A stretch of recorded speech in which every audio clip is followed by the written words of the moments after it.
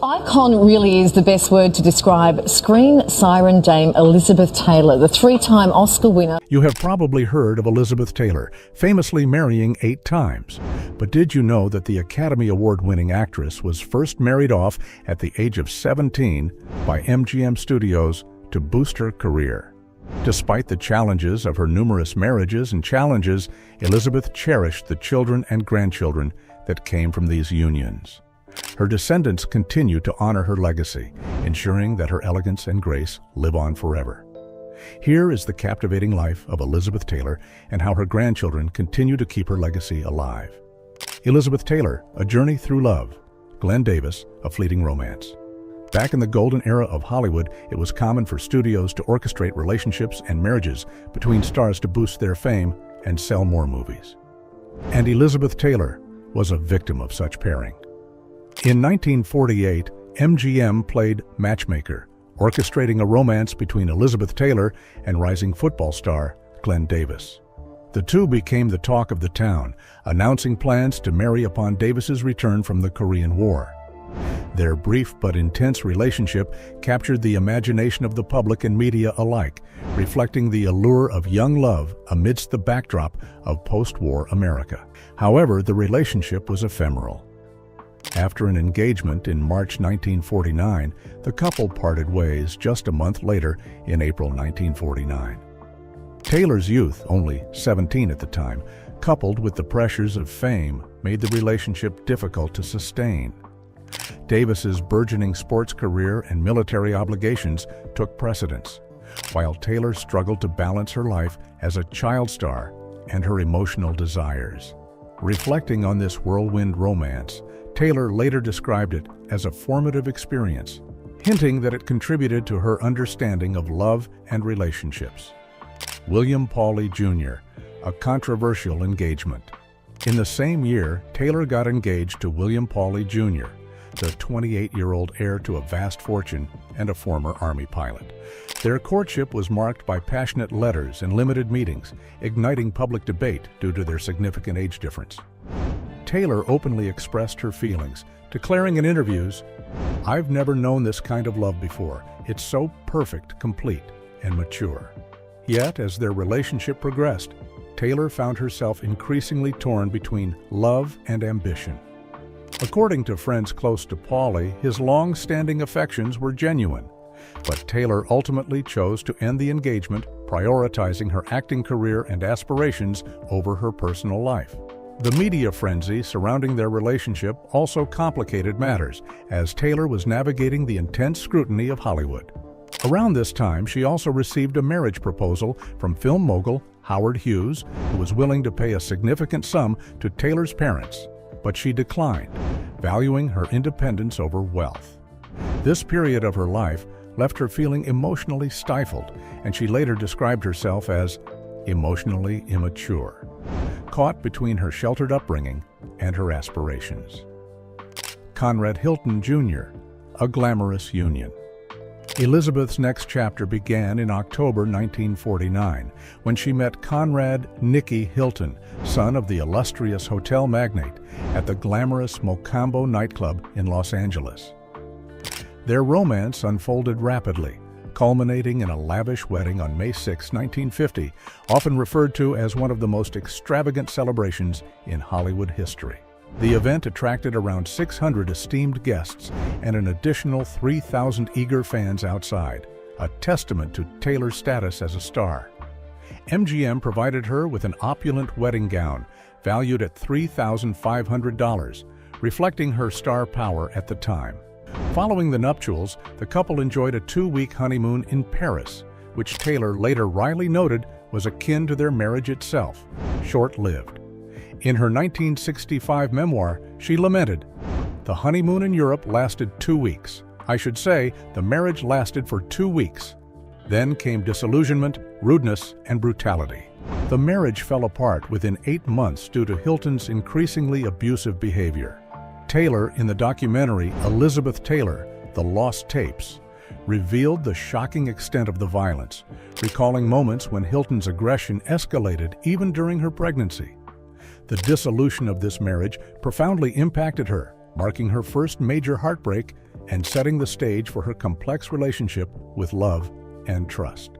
Michael Wilding, a loving father.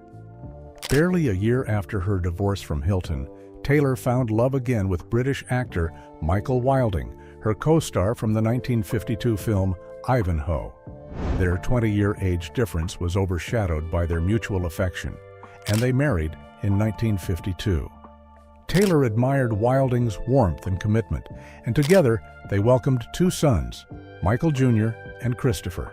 Taylor often reminisced about Wilding as a wonderful father, highlighting his supportive nature and the joy he brought to their family life.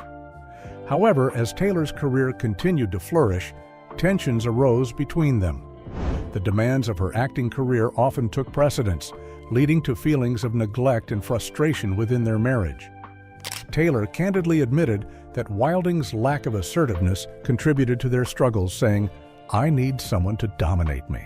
This acknowledgement of her desires revealed her internal conflicts about personal fulfillment and her yearning for a partner who could match her ambition. Ultimately, their marriage ended in 1957 after 5 years together, a testament to the challenges of balancing a high-profile career with personal relationships. Mike Todd, a roller coaster. Love a month after her divorce from Wilding, Taylor married Oscar-winning producer Mike Todd, whom she had met at a sailing party. Their romance was characterized by intense passion and romance, resulting in the birth of their daughter, Elizabeth Frances Liza Todd, soon after their wedding. Taylor often referred to Todd as the love of her life, saying, "God, I loved him. My self-esteem, my image, everything soared under his exuberant, loving care." Todd was known for his extravagant gestures, from lavish gifts to grand declarations of love, all of which enchanted Taylor. He introduced her to a new world of excitement, charm, and stability, and their relationship blossomed. Tragically, this happiness was cut short when Todd died in a plane crash in 1958. His plane, ironically named the Liz, went down in New Mexico, leaving Taylor devastated. She vividly recalled her reaction to the news. "No, no, no, no, not Mike, not Mike. Dear God, please not Mike." This loss profoundly affected Taylor, plunging her into a deep grief from which she struggled to recover. In retrospect, while she acknowledged Todd's charm and love, she also revealed in the documentary Elizabeth Taylor, The Lost Tapes, that their attraction was not overwhelming, hinting at the complexity of their relationship. This marriage marked a turning point for Taylor, forcing her to confront the fragility of love and life. Eddie Fisher, a tumultuous affair. Following the loss of Todd, Taylor's emotional turmoil led her to a relationship with singer Eddie Fisher, who was then married to her close friend, actress Debbie Reynolds. The affair became one of the most scandalous stories of the time, causing a media frenzy as Fisher left Reynolds for Taylor. They married in 1959, but the union quickly spiraled into chaos, particularly as Taylor began working alongside Richard Burton, which ignited a powerful and tumultuous romance. Fisher's relationship with Taylor was marred by allegations of his abusive behavior, culminating in terrifying incidents, including one where he reportedly held a gun to her head, taunting, "Don't worry, you're too beautiful to kill." This abusive dynamic further complicated Taylor's life, leading to feelings of entrapment. Their marriage ended in divorce in 1964, a mere 10 days before she wed Burton. Taylor later reflected on her marriage to Fisher as a big, awful, frigging mistake, admitting that their relationship was rooted in shared grief rather than genuine love. This period was marked by a struggle for identity and self-worth as she navigated the fallout from her choices. Richard Burton, the love of her life. No narrative of Elizabeth Taylor's life would be complete without the mention of Richard Burton, widely regarded as her greatest love. Their initial encounter at a party in the 1950s blossomed into a passionate affair when they reunited on the set of Cleopatra in 1962. Taylor recounted her immediate attraction to Burton, stating, "The moment I saw him on the set of Cleopatra, I was irreparably smitten." Their relationship was characterized by a passionate intensity that often veered into volatility, earning them the nickname the Battling Burtons. The couple married in 1964, yet their union was fraught with conflict and emotional upheaval. Despite their passionate love, they divorced in 1974 after a decade filled with both ecstasy and anguish. Taylor was acutely aware of the emotional roller coaster their relationship represented, acknowledging that her passion often led to turmoil. Their love story, however, was not finished. In a surprising twist, less than a year after their divorce, Taylor and Burton rekindled their romance. A meeting intended to settle financial matters turned into an emotional reunion, culminating in their secret remarriage in October 1975 at Chobe National Park in Botswana. Overjoyed, Taylor expressed her love in a heartfelt letter, vowing, "No more marriages or divorces for us." Unfortunately, their second marriage also ended in divorce within a year, yet their feelings for each other remained undeniable.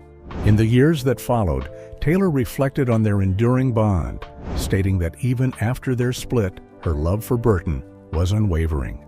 She cherished the memories of their time together, admitting that discussing him still moved her to tears. Their friendship endured until Burton's death in 1984, with Taylor later revealing that he had written her a final love letter just days before his passing. This poignant message, filled with longing and affection, solidified their connection, as Taylor kept the letter by her bedside as a reminder of their everlasting love. Peter O'Toole, rumors of romance. Though not officially confirmed, there are whispers of a romantic involvement between Taylor and actor Peter O'Toole. Friends suggest that O'Toole might have boasted to Burton about Taylor's affections, claiming she found him to be a more skilled lover than Burton. While this chapter remains shrouded in speculation, it highlights the intrigue and complexity of Taylor's romantic life, reflecting her status as a sought-after leading lady in Hollywood. Richard Burton, again, a second chance. Despite the end of their second marriage, Taylor and Burton's love story continued. Their paths crossed once more, reigniting feelings that had never truly faded.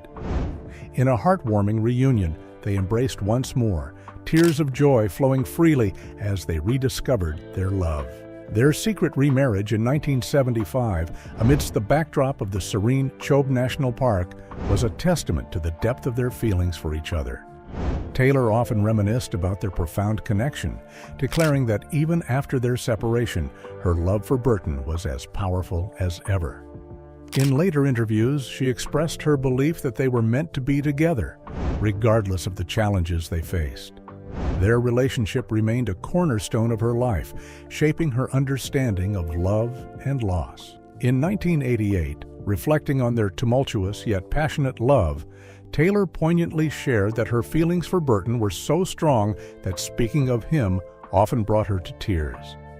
She fondly remembered their shared moments, revealing that the emotional scars from their relationship lingered long after their final separation. Taylor kept Burton's final letter close, a physical reminder of their extraordinary connection and the enduring impact he had on her life. Elizabeth Taylor, a legacy through her grandchildren. Throughout her life, Elizabeth Taylor experienced a series of vibrant yet tumultuous relationships. As she matured, however, her focus shifted from personal dramas to her family and charitable endeavors. Taylor cherished her role as a mother and grandmother, deriving immense joy from the happiness of her children and grandchildren. In a 2011 interview with Harper's Bazaar, she expressed deep satisfaction in witnessing her family thrive, noting that their joy brought her unparalleled contentment. Today, her spirit lives on through her grandchildren and great-grandchildren, who embody her warmth and vivacity. With 10 grandchildren and 4 great-grandchildren, Taylor's family has blossomed, each member carrying a piece of her legacy. Here's a closer look at a few of those fortunate enough to call Elizabeth Taylor Grandma. Layla Wilding, the creative soul. Layla Wilding, born in 1971, is the eldest granddaughter of Elizabeth Taylor, the daughter of Michael Wilding Jr. and Johanna Laika Don. Layla has carved a niche for herself as a graphic designer and yoga instructor in Portland, Oregon. Growing up in Northern California, she has fond memories of holidays and weekends spent with her iconic grandmother, creating lasting impressions of love and creativity. In an interview with Art and Understanding magazine, Layla emphasized that Taylor was an equal opportunity grandmother, showering love on all her grandchildren without favoritism. She reminisced about Taylor's artistic flair, recalling moments when her grandmother would give her haircuts and offer makeup tips. Layla recalled, "She always said, 'If you've got it, flaunt it,' reflecting her playful and unique approach to life and family." Layla also admired Taylor's fierce activism, particularly her trailblazing support for the AIDS awareness movement. In a 2017 interview with People, she noted how her grandmother wore the red AIDS ribbon at the 1992 Academy Awards, using her platform to raise awareness for a cause that was often stigmatized. This act transformed a simple symbol into a powerful emblem for change. Layla cherished the tender moments they shared, highlighting the warmth and love that characterized their bond, which remains a guiding light in her life. Naomi DeLuce Wilding, a legacy of activism. Naomi DeLuce Wilding, born in 1976 and Layla's sister, is Elizabeth Taylor's second grandchild. She co-directs the Wilding Cran Gallery in Los Angeles with her husband, Anthony Gran, and serves as an ambassador for the Elizabeth Taylor AIDS Foundation, passionately continuing her grandmother's fight against HIV/AIDS. Growing up in the United Kingdom, Naomi's relationship with Taylor differed from Layla's. They primarily connected during holiday visits due to the geographical distance. In the 1990s, Naomi sought to establish herself in the fashion industry in Manhattan, but a burglary derailed her plans. Taylor came to her rescue, offering support and encouraging her to persevere. "Don't worry, I'll get you a lawyer," Taylor reassured her, a reflection of her nurturing spirit. Naomi moved in with her grandmother in California, where she felt an enduring connection to Taylor's activism. In an interview with Town & Country, she recounted how Taylor received a standing ovation at a tribute concert for Freddie Mercury in 1992, a moment that highlighted Taylor's commitment to raising AIDS awareness. Naomi explained that her grandmother viewed the fight against AIDS as essential for educating the public and dismantling stigma. She fondly remembered sitting in Taylor's dressing room, mesmerized by her transformation for performances, and cherished the loving, welcoming presence that Taylor embodied despite her stardom. Elizabeth Carson, Creative Connections. Elizabeth Carson is another of Taylor's grandchildren who carries her grandmother's legacy forward. She has shared many memorable moments with Taylor, including the time they spent together preparing for her junior and senior proms. In an interview with Town & Country, Elizabeth recounted a humorous outing where they attempted to visit Sephora, but had to leave quickly when Taylor was recognized by fans. Elizabeth spent considerable time at Taylor's luxurious home, nurturing their special bond through shared experiences, including memorable trips to the Dominican Republic. Reflecting on these adventures, Elizabeth noted, "Our time together was so enjoyable that I extended my stay." Inspired by her grandmother's unwavering sense of justice, Elizabeth pursued a career in social work at the Department of Child Protection in Manhattan, continuing Taylor's legacy of advocacy and compassion. As an ambassador for the Elizabeth Taylor AIDS Foundation, Elizabeth aims to raise awareness for AIDS research, following in her grandmother's footsteps. She acknowledged Taylor's pivotal role in bringing attention to the disease, remarking, "My grandmother used her fame to shine a light on a condition that many feared and denied." Elizabeth expressed her gratitude for Taylor's advocacy, recognizing the significant progress made in HIV treatment and prevention, which brings her to tears. Through her efforts, Elizabeth exemplifies the compassion and commitment to activism that Elizabeth Taylor was known for. Caleb and Andrew Wilding, the private pursuers. Caleb Wilding, born in 1983, is Elizabeth Taylor's eldest grandson, the son of Christopher Wilding and Aileen Getty, who hails from the wealthy Getty family. Caleb, who prefers to maintain a low profile, shares a passion for motorcycles with his cousin, Tarquin Wilding. Although details about his life are scarce, he represents the quieter side of Taylor's legacy. Andrew Wilding, born in 1984, is Caleb's brother and Elizabeth Taylor's second grandson. While he grew up in the spotlight of fame, Andrew has chosen to work behind the scenes in the film industry.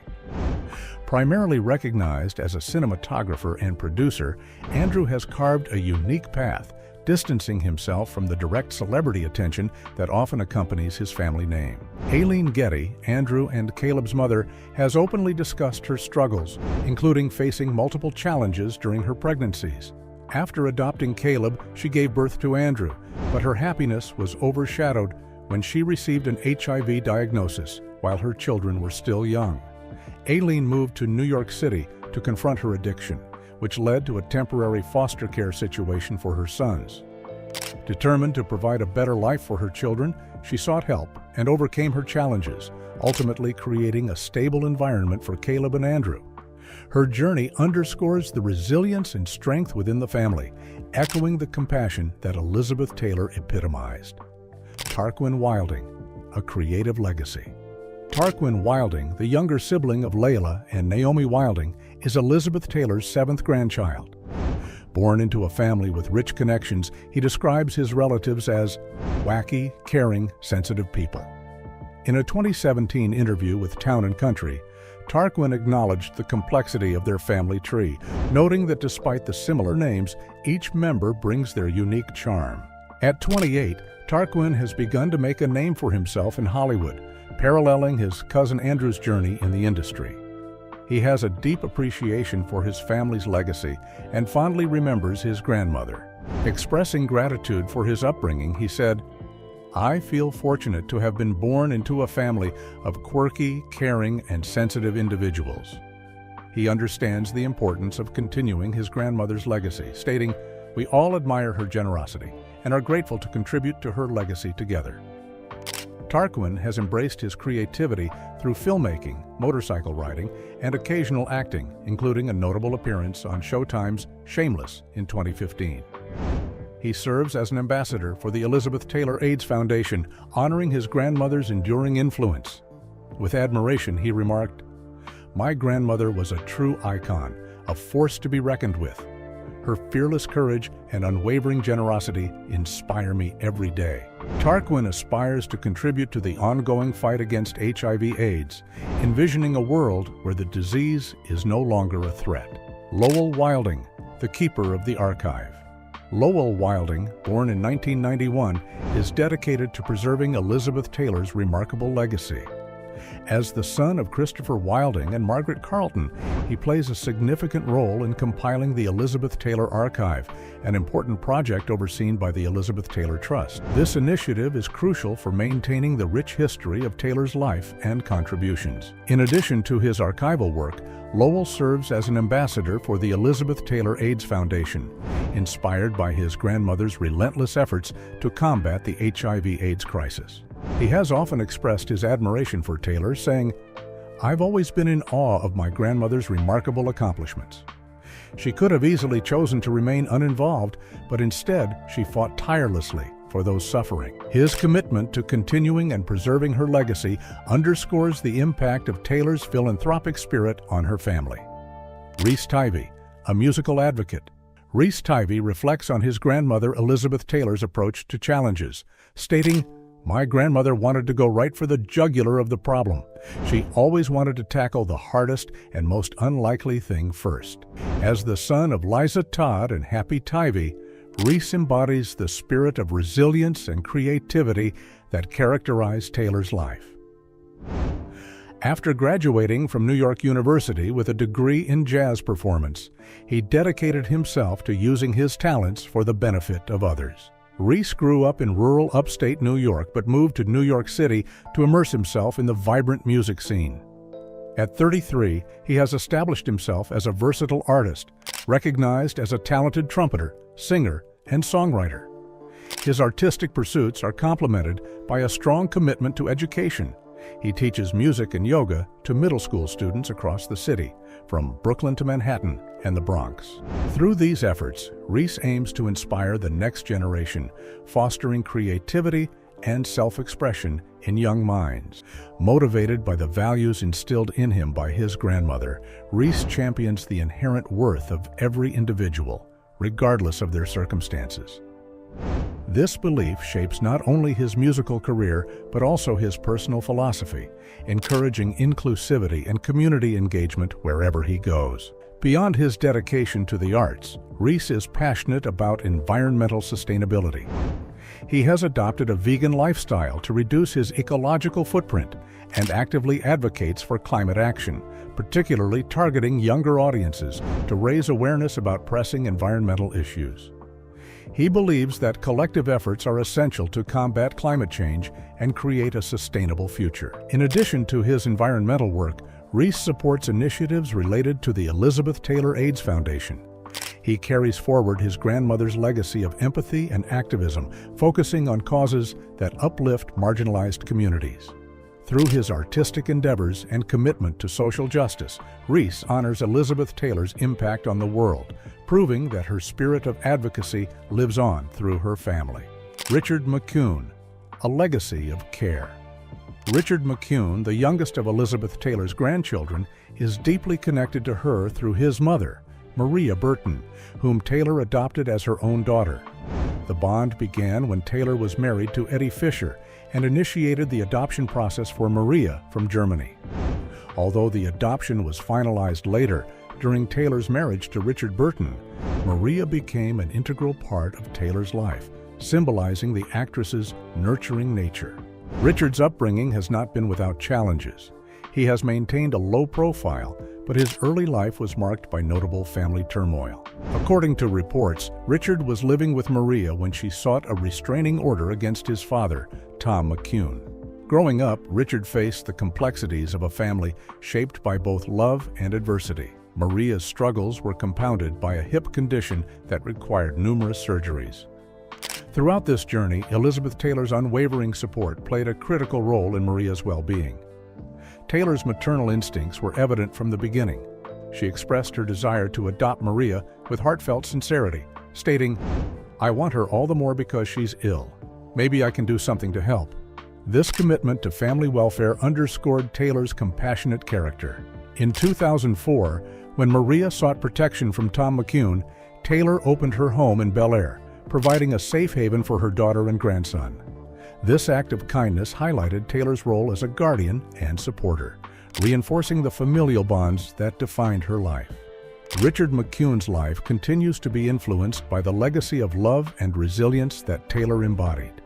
Although he may not be in the public eye, his connection to Elizabeth Taylor serves as a reminder of the importance of family, compassion, and support during difficult times. Through his lineage, the values Taylor instilled in her family of empathy, care, and advocacy remain alive, echoing through the generations. Elizabeth Taylor, early life and rise to fame. Elizabeth Rosamond. Taylor was born on February 27, 1932, in Hampstead, London, to American parents, Sarah Southern and Frances Lynn Taylor. Her mother, Sarah, a former stage actress, left her career to focus on family life after marrying Francis, an art dealer who enjoyed considerable success. Elizabeth had an older brother, Howard, and the family initially enjoyed a comfortable lifestyle thanks to her father's flourishing art business. From an early age, Elizabeth was surrounded by a rich cultural environment that profoundly influenced her development. Her parents were well connected within the London arts community, and their home frequently welcomed prominent figures from various artistic fields. This exposure to a sophisticated social scene cultivated Elizabeth's appreciation for the arts and ignited her passion for performance. In 1939, as World War II escalated in Europe, the Taylor family made the decision to return to the United States, settling in Beverly Hills, California. This move was primarily motivated by a desire to protect Elizabeth and Howard during a time of uncertainty. Adjusting to a new country and culture proved transformative for young Elizabeth, immersing her in the thriving Hollywood entertainment scene, facilitated by her father's connections. Elizabeth's striking physical appearance set her apart even as a child. She possessed captivating blue eyes, often described as violet, framed by dark lashes, reportedly double rows, a trait linked to a genetic mutation. Her exceptional beauty garnered attention and admiration, making her a notable figure wherever she went. Friends and acquaintances frequently commented on her charm and poise, laying the groundwork for her future stardom. Recognizing her daughter's potential, Sarah encouraged Elizabeth to pursue acting opportunities in Hollywood. Elizabeth's determination bore fruit when she secured her first role at the age of 9 in the 1942 Universal Pictures film There's One Born Every Minute. Although the film received little acclaim and did not perform well at the box office, it opened the door for Elizabeth, ultimately leading to a significant contract with Metro-Goldwyn-Mayer, MGM. During this period, Elizabeth attended the Hawthorne School in Beverly Hills. However, balancing her education with her growing film career posed challenges. The demands of the studio often took precedence, resulting in a largely tutor-led education tailored to accommodate her filming schedule. Despite these hurdles, Elizabeth demonstrated remarkable determination and discipline, excelling both in her studies and her acting career. Elizabeth's parents played a crucial role in guiding her initial foray into Hollywood, laying the groundwork for what would evolve into one of the most illustrious careers in cinematic history. Their support and encouragement were instrumental in shaping her professional path. As she navigated the complexities of fame, the values instilled by her family, hard work, resilience, and a love for the arts remained at the forefront of her journey. As she stepped into the spotlight, Elizabeth carried with her the lessons of her childhood, ready to make her mark on the world. Elizabeth Taylor's commitment to humanitarian efforts. Elizabeth Taylor's family continues to honor her humanitarian spirit, with her great-grandson, Finn McMurray, actively serving as an ambassador for the Elizabeth Taylor AIDS Foundation. In a conversation with Town & Country magazine, Finn articulated the family's collective commitment, stating, "We're all deeply invested in this cause and dedicated to expanding upon her remarkable work." His enthusiasm underscores a generational dedication to the mission that Taylor championed throughout her life. The influence of Elizabeth Taylor extends far beyond her immediate family, inspiring new generations to engage in philanthropy and social justice. Her motto, "You might as well live," resonates deeply within her family and supporters, guiding them as they continue to build on her remarkable achievements. As we delve into the lives of her grandchildren, we find a talented and diverse group, each making their mark across various fields, be it advocacy, filmmaking, or the arts. They embody the spirit of their legendary grandmother, ensuring her impact remains palpable for years to come. Declining health and death. As Elizabeth Taylor entered her later years, she faced a series of health challenges that significantly impacted her quality of life. In the 1990s, she underwent multiple surgeries, including hip replacements and a procedure to remove a benign brain tumor. These health issues were compounded by her long-standing struggles with addiction and weight fluctuations, which often made headlines and drew public scrutiny. Despite her declining health, Taylor remained active in her philanthropic efforts, particularly in the fight against HIV/AIDS. In 1991, she co-founded the Elizabeth Taylor AIDS Foundation, using her celebrity status to raise awareness and funds for the cause. Her commitment to activism provided her with a sense of purpose during difficult times as she continued to speak out on issues that mattered to her.